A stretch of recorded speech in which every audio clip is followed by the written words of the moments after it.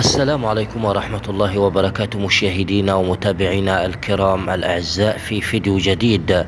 في هذا التقرير أيها السادة نوضح لكم البحوث الفلكية تعلن موعد عيد الفطر المبارك لعام 2025 ميلادية في أغلب الدول العربية والإسلامية.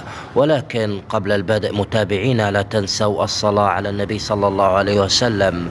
مشاهدينا الكرام تابعونا لمتابعة المزيد من التحديثات حول أهم المواعيد والمناسبات الدينية، ولا تنسوا الإعجاب بالفيديو والاشتراك في القناة وتفعيل جرس التنبيهات ليصلكم كل جديد.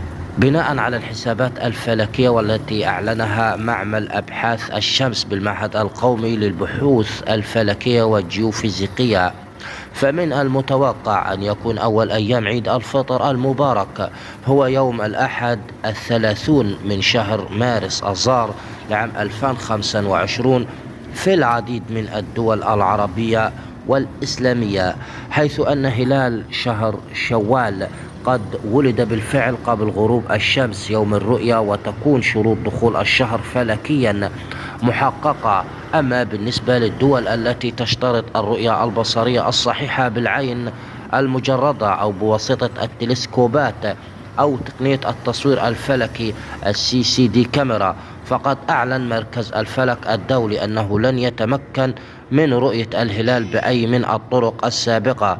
وسوف تعلن هذه الدول أن الأحد هو المتمم لشهر رمضان، وأن أول أيام عيد الفطر المبارك سيوافق بمشيئة الله سبحانه وتعالى يوم الاثنين 31 من مارس آذار لعام 2025 ميلادية.